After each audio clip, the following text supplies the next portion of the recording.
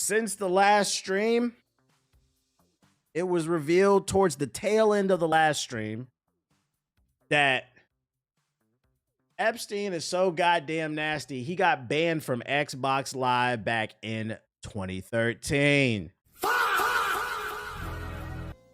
And to that I say, do you know how nasty of a person you gotta be to get banned off of Xbox Live? I was deep in them Xbox Live servers. I was in the, when people say you wouldn't have survived a Call of Duty lobby. I remember somebody said that to me on Twitter like a month ago. I laughed. It had to have been a Twitter bot or somebody who never seen my content.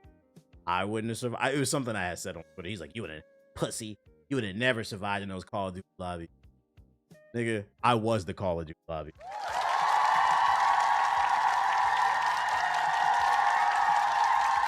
I say that to say this. I was wilding in them lobbies back in the early 2010s. And even I didn't get banned off Xbox Live. Now, what's the update? For those who don't follow politics, real world shit, because you like to be ignorant and stupid, you know, and then complain about why your life is miserable, maybe you should pay attention to what's going on, but that's a different conversation for a different day. Last week, late last week, 3 million more of the Epstein files were released, which, by the way, I believe we're only at like 40 to 50%. There's still millions of more files that need to be released, and they're also like 45 days late. But in them 3 million files, people are combing through them, and I said the day that those files released, I said give it at least 72 hours because the world's got to comb through it. You know the internet detectives. Since then, Jay-Z's been found on the list. Pusha T. We knew Bill Clinton's nasty. We knew that nigga was nasty. Lock him up. Oh, man. Lock him up. Trump's been all over it. And a whole lot more people. What happened towards the end of that stream is more news came out in regards to Epstein and the video game stuff. Something that I could not have predicted. So in case you don't follow the news, what else came out in those Epstein files was additional emails reveal Jeffrey Epstein's advisors were talking to former Activision CEO Bobby Kotick about microtransactions in Call of Duty back in 2013. That's right, ladies and gentlemen. He may have not been the sole reason, but Jeffrey Epstein not only is a fucking diddler, not only is he a blackmail artist that ran a secret cabal on a fucking island, this man is also responsible, partially responsible, for one of the worst trends to grow in gaming in the last 20 years. In the email, they're talking to Bobby Kotick, and he says, this is crazy, this word. I'm all for indoctrinating kids into an economy, aka Jeffrey Epstein wanted to get the kids not only diddled, Dr. Disrespected, but he wanted them to get addicted to gambling, loot crates. And you know what's funny? Before I even read even further, I remember when I dropped a video last year. Matter of fact, let me go ahead and do some promo. So maybe you should go back and watch that shit.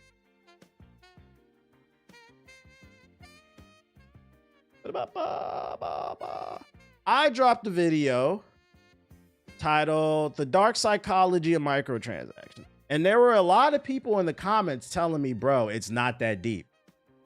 Because in it, which by the way, I was citing research, like actual research that was done by medical staff, papers that were cited in whatever.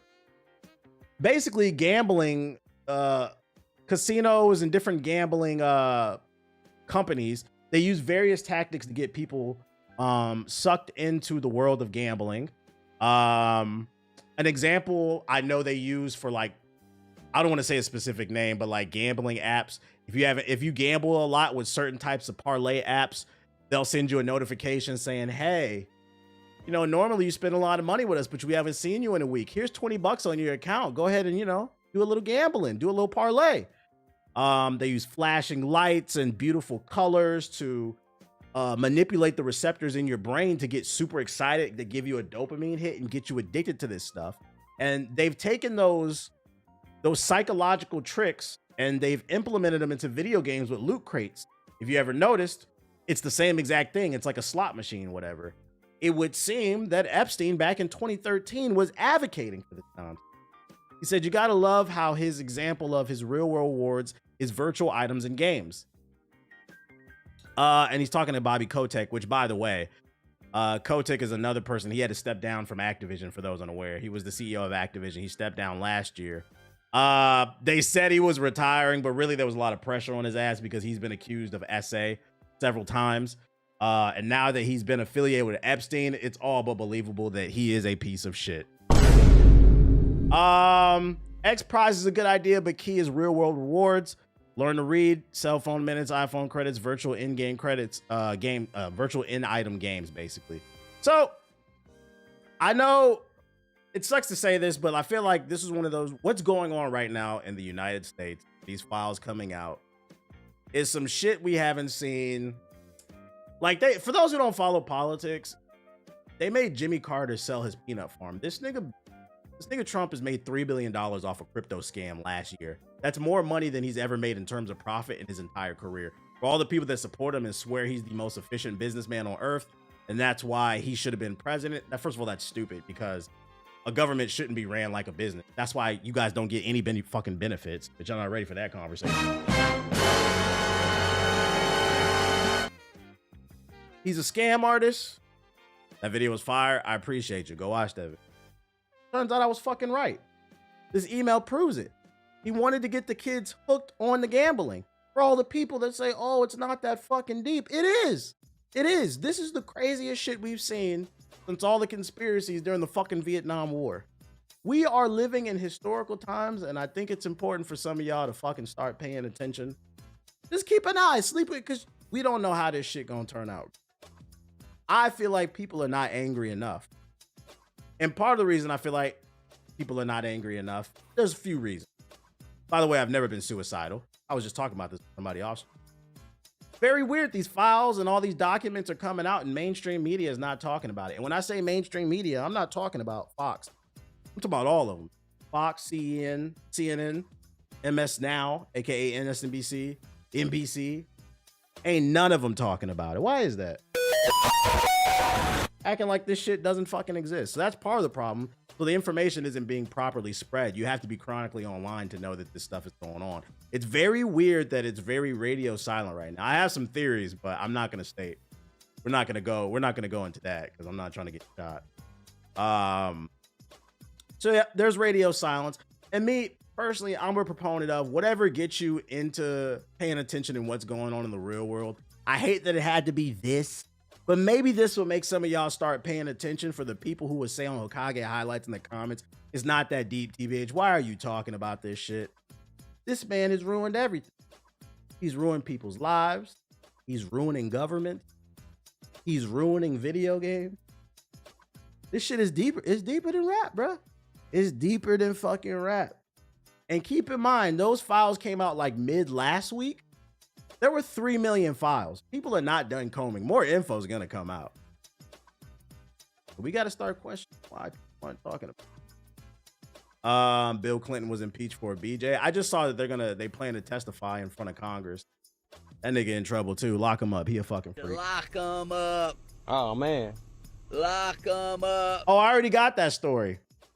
No need to link it. So not only is he associated with the early stages of microtransactions in gaming, is deeper than rap, chat. You know who else was in them files? You know who else needs to be? Lock him up. Oh, man. Lock him up. Ex-Rockstar North President Leslie Bensley accused of SA in the Epstein files. That's right, ladies and gentlemen. Your beloved Grand Theft Auto is in them files. Now, granted, it's not the current CEO, it's the former one. But that being said, it did work for Rockstar.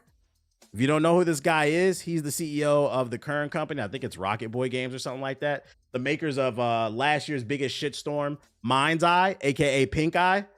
Yeah, you remember in the Mind's Eye trailers when it said former Rockstar developers? This guy, he used to be the CEO of Rockstar. He left to form his own studio and made Mind's Eye. So, if it wasn't bad enough that he arguably released one of the worst games of all time and just ruined our fucking eyes with that bullshit known as Pink Eye, now the Epstein files are saying this nigga's a diddler. Yeah, it's deeper than rap. It's deeper. Don't be surprised if more shit comes out. And I feel like people are underreacting to this shit, man. I'm telling y'all, until we see billionaires jumping out of windows trying to absolve their shame, we ain't getting nowhere near the truth. I feel like it's gonna get darker. Yeah, I feel like we're on the surface level, and the shit's gonna keep getting fucking worse. I knew Mind's Eye gave me Epstein vibes. Bro, it's crazy how many people is in them files. It's not. It's really not. It's kind of just, you remember back in the, if you're older, like me, I'm 35. If you remember back in the early 2010s of YouTube, when them Illuminati videos started coming out, y'all remember that? I remember it was like 1 week where like I watched every Illuminati secret society video on YouTube, the lights off, scary as hell, but noise, man, ooh, what the hell was that? That shit might end up, which by the way, I've never been suicidal. That shit might be. Because judging by these files, there's some crazy shit going on, and it's starting to look like I'm starting to side eye a lot of people. I've said it on this stream as somebody who lives in Hollywood. Do not get it twisted. You can make money in Hollywood, in the entertainment industry, but if you want to get to a certain level, it always felt like since I got here, got to be a little bit weird. Got to be a little bit weird. Demonic shit. You can make a few 100,000. You can make the low millions being 100% honest, doing nothing weird, just networking. But when you get to a certain level, it does feel like girl says hi. Oh, what up, girl? I see you in the chat. I see you. What up? What up? What up? Oh, I didn't even peep. Oh, I appreciate you with the raid. Oh, my bad. Yo, we going into whole conspiracy. Hey, you guys are coming in at a weird time.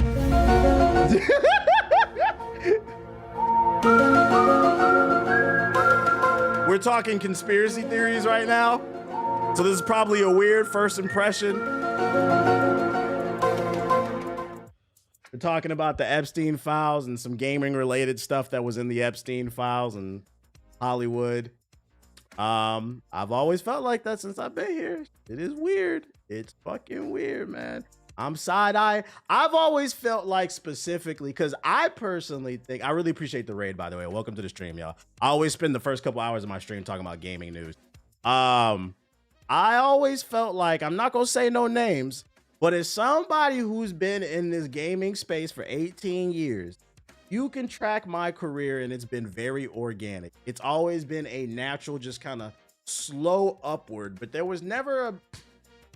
But there have always been certain people, even in the streaming industry, because I think this cabal is not just music, TV, movies, and video games. I think some of it is in the, I think the streaming shit has been infiltrated too. I've always felt like, because I always look at things from the standpoint of, I try not to be a hater. I'll be like, okay, I don't like this. This is not my demographic. But I understand, and I can also trace your story. But then I look at other people and I'll be like, where did you come from? Where did you come from? I don't know, man. I'm so glad you said it, you right? Never been suicidal. I'm gonna keep saying that. I've been said that since I've been streaming.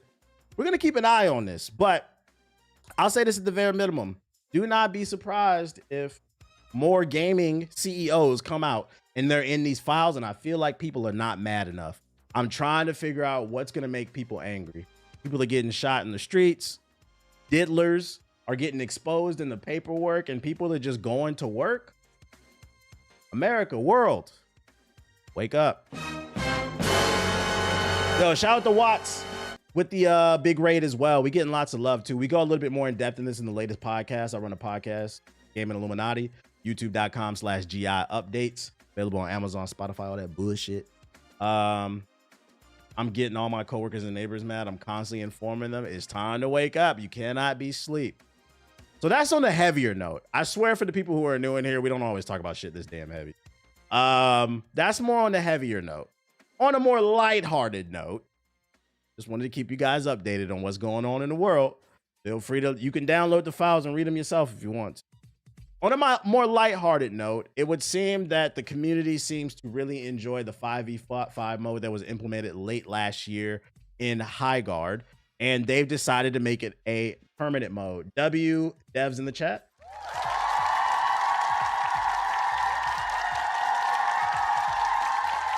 When I played this last week, the 5v5 mode, I think they peaked at like 15,000 that night, which is good because at its low, I think its lowest, it was at like 4,000 or 5,000. And then the other night when I checked, it was like at 11,000. So it seems like they're fighting back. It's trending upwards. There's hope for it. I'm not saying this game is going to be the next big thing, but I will commend them for trying. They're taking feedback.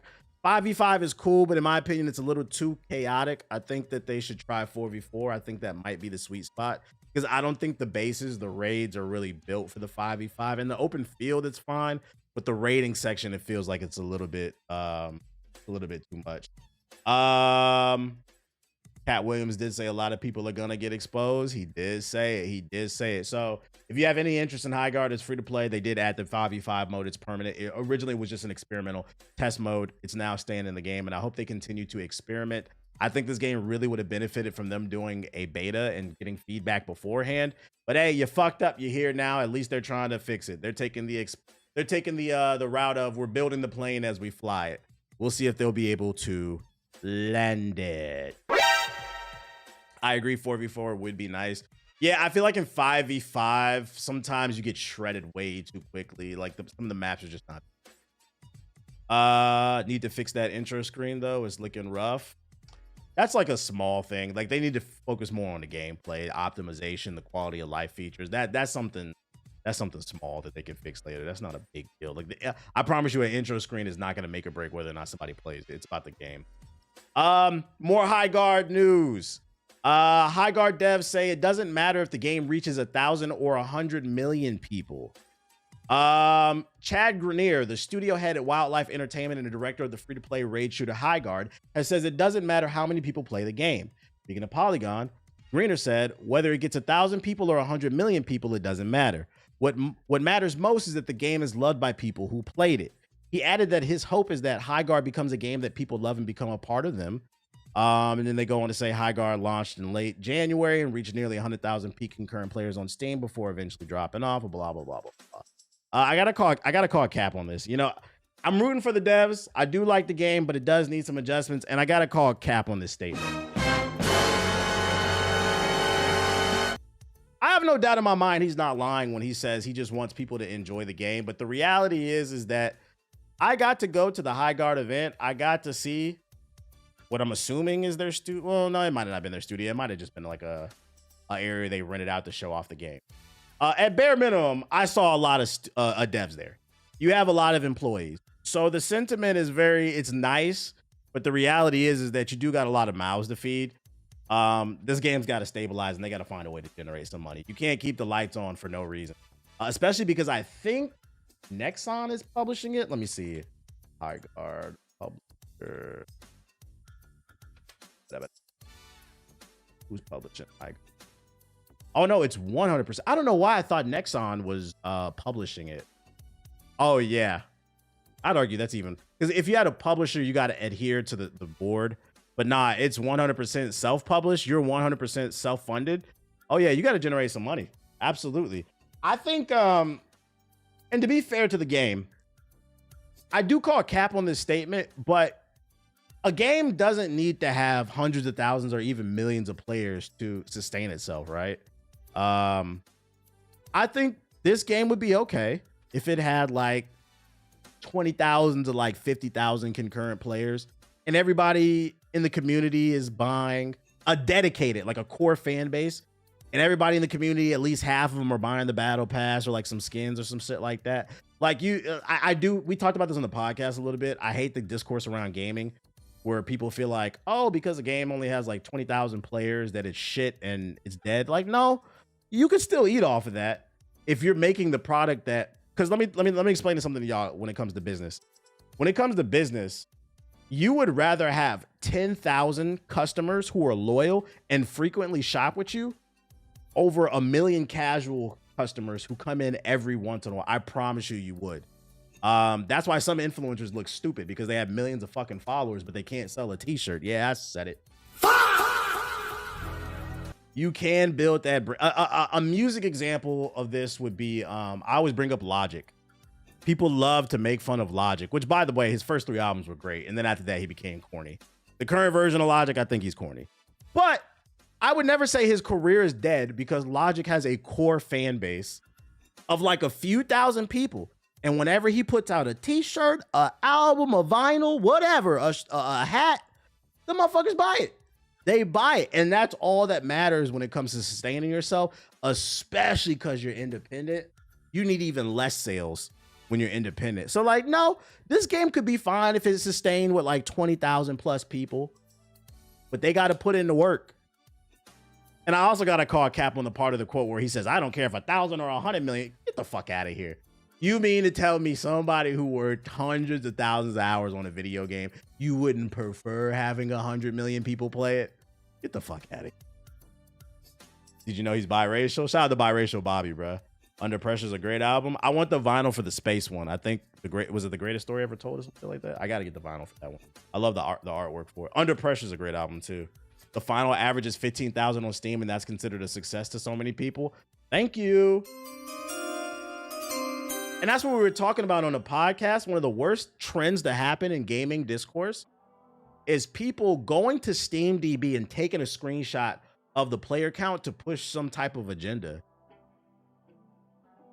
It gets to a point where it's like, I seen an account post this. It was like 9 a.m. in the morning, and they posted the player count of Highguard.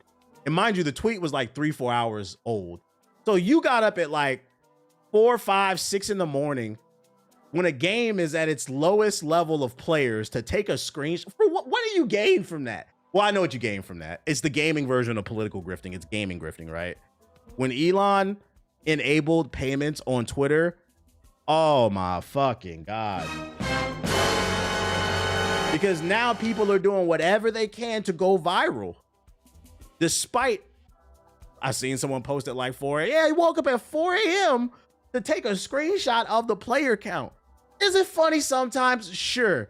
But I feel like it's getting out of hand. I feel like it's gotten out of hand, because I think it was Ethos who said on the podcast, at the end of the day, for you, the consumer, how many people playing the game is irrelevant outside of maybe fighting games. The only thing that should matter is if the game is fun or not, and that you enjoy that. That's the only thing that should matter. How many people playing does not indicate the quality of the game. Especially in this era where there's more competition than ever. There's more competition than ever. There's a lack of advertising. But I also got to call Cap on this. You guys do want more players. Don't do that. Why else are you dropping up? If you don't care, this is why I got to call Cap on it. If you don't care whether 1,000 or 100 million people play, I got to challenge the developers. Don't ever release another update. Leave the game the way it is. If that's what you really feel, that's why I got to call Cap on this shit. Just keep your head down, quit talking to the press, and try to improve the game, and hopefully you can build a core audience.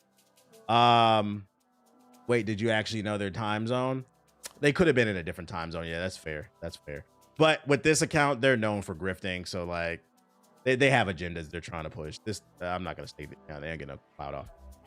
Highguard's Rocky release proves that Steam reviews aren't fit for its purpose. This is something that I don't know if this dude listened to the podcast that we dropped this morning, but this is what we were talking about on the podcast too. They need to update the Steam reviews and how they work, because I disagree. If they don't improve the game, won't they also lose their core audience? That's literally what I said. Literally what I said. I said I called Cap. That's literally. Are you listening? Anyways, yeah, on the podcast we dropped this morning, we literally were talking about this shit. They need to find a way to update the reviews, because when this game came out, within 10 minutes it had 3,000 negative reviews. The tutorial was like 15 minutes. You didn't even play the fucking game. You say YouTube. I'm not gonna lie to YouTube chat, man. Y'all not beating the allegations. I bet Steam addresses reviews in some type of way before the end of the year. It has a problem. It's been a problem for a minute. Yeah, it's been a problem. Yeah, to be fair, we've seen it with other games. It's been a problem for a while. Highguard's better than you expect, given the Steam ratings. It's launched to a barrage of bad reviews, averaging extremely negative within minutes of Valve's storefront, despite it being impossible for anyone to have played enough to come to a genuine conclusion in the second since it launched. Exactly what I'm saying. Shout out to EJ with the gifted subs. The average rose only mostly to negative the next day and is now settled at mixed. It's almost like if you play the game and form an opinion, it might actually change. Any optimization-based review should require you to post your specs. That's, you know, that's valid. I fuck with that. That's valid. That's valid because you'll have people running around talking about, oh, the game's not optimized, but then they got a fucking, they don't even got an RTX. They got a 1080.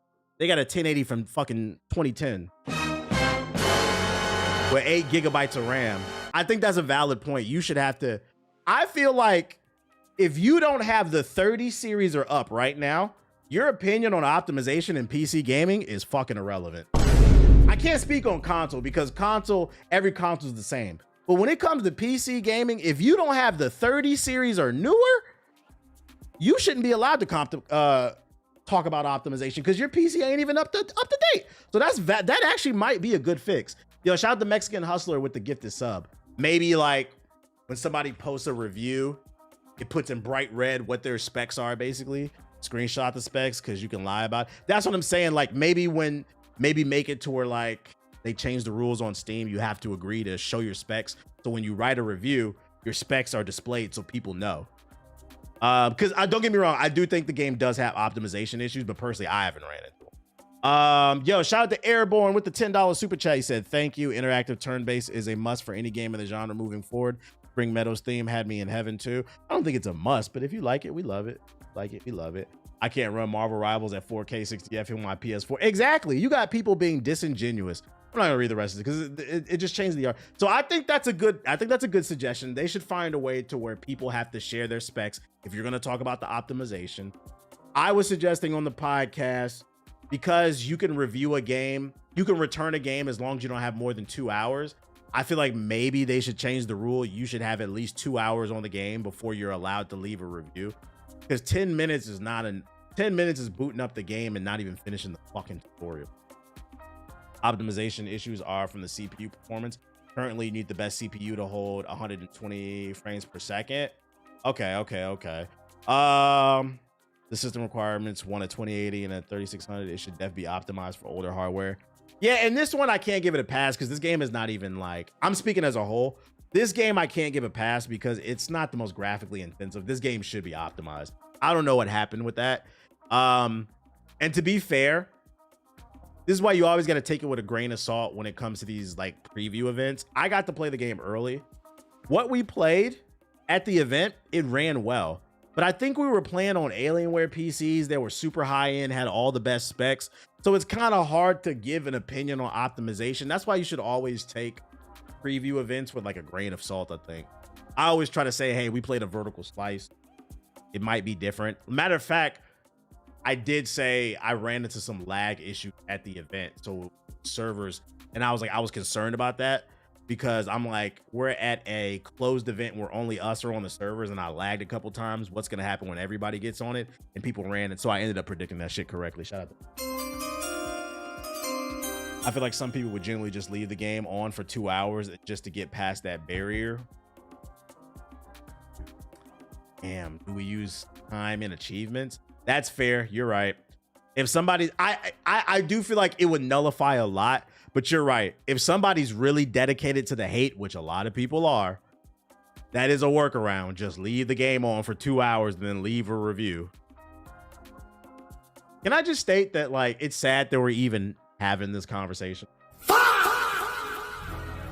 What's going on? Y'all okay, chat?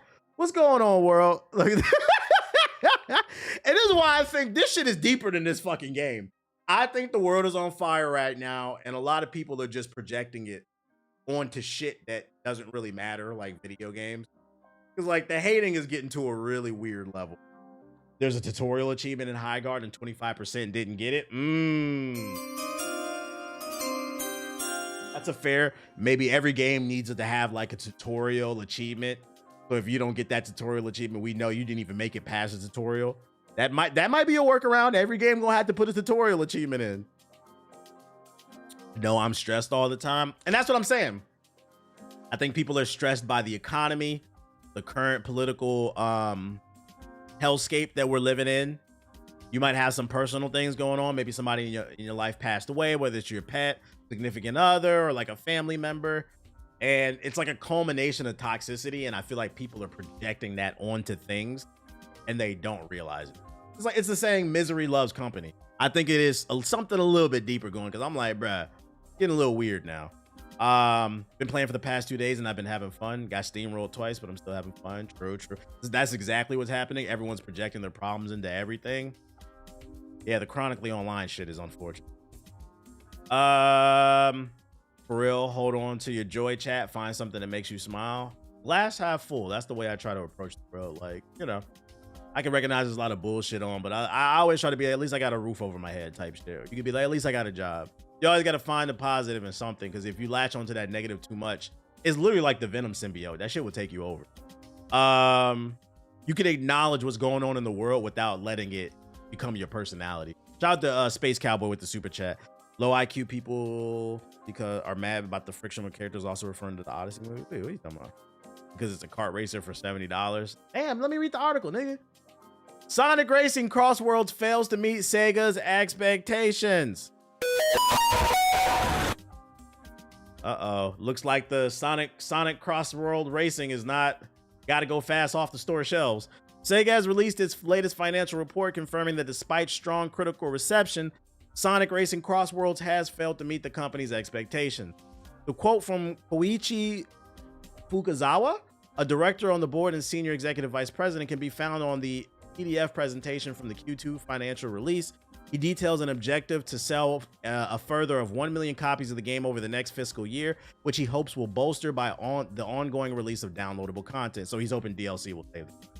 Now I'd like to talk about Sonic Racing Cross Worlds. It has received high ratings, scoring over 80 on Metacritic and earning an overwhelmingly positive rating on Steam's customer reviews. We recently announced that worldwide cumulative sales have surpassed 1 million units. However, initial performance did not meet our expectations, and we are aiming to sell approximately another 1 million units within the next fiscal year. We aim to sustain long-term sales by encouraging players to enjoy the game over time through the continued support of the title, including ongoing release of the additional downloadable content.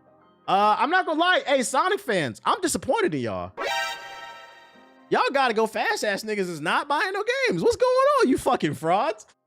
Y'all be on the internet defending Sonic and Shadow and Amy and Cream and the Chaotix crew from every piece of slander. But let me find out when it comes to actually buying the games and playing them. Man, I'm gonna play this off stream, man. We're gonna finish this mission up off stream. Because this is actually pretty shocking to read. I don't think this would have been the best-selling game, period, because like somebody said in the chat, it is a $70 kart racer. That's a more niche type of game, which doesn't have a lot of replayability unless you really love kart racing. I feel like prime kart racing games is back in the day when there was no online play and you were with friends. So then if somebody was cheating, you could fucking fight them in real life. But online kart racing doesn't hit the same versus when I was a kid in the 2000s and the 90s. And, you know, you would spend the night over a friend's house and get into it if a nigga hit you with a blue shell last second. You can't fight them online. You know what I'm saying? I wish I could strangle a nigga over the internet, but you can't. That's beside the point though. I think the fact that they said they've surpassed 1 million units, but they don't specify, that says to me this game probably sold 1.2, 1.5 million units. We know it's not 2. We know it's not 2. So I have a feeling this probably only sold like 1.5 million copies, which is actually pretty crazy to see. I thought Sonic fans would come out and support the thing. I also think it didn't help. This game came out in a stacked year. I mean, in a year with Expedition 33, Death Stranding 2, Kingdom Come Deliverance, Hades 2, Ghost of Yote, Ninja Gaiden 4. I'm not gonna lie. You kind of released this game at the wrong time. Yeah, Dispatch. Another Mario Kart game came out. The Switch 2 came out if you want to count the hardware. 2025 was a rough year, was very competitive. And if you can only afford 1 to 3 games a year, which is what analysts say the average person is buying, unfortunately, I would chalk this up to got to catch it on a Steam sale. I think it'll be okay in the long run. I think it'll probably generate some sales when the Steam sales come around. It is what it is. It is what it is. It's crazy because it wasn't a bad game at all. This proves my point that like when people say gaming is dead, that's bullshit. We are seeing more games than ever financially fail. I feel like when I was a kid, games used to financially fail primarily because they fucking suck. But we are seeing more games than ever financially fail because the competition is that stiff. There's new games releasing every day on Xbox, not Xbox, but there are more games than ever releasing daily on PlayStation, Steam, and the Switch too. And then on top of that, a lot of these games don't have budgets to advertise. Some stuff is unfortunately gonna get lost in translation. And I think that's what Xbox gonna have bangers this year, to be fair. Xbox gonna have bangers this year, but last year y'all released that Hellblade 2. What the hell was that?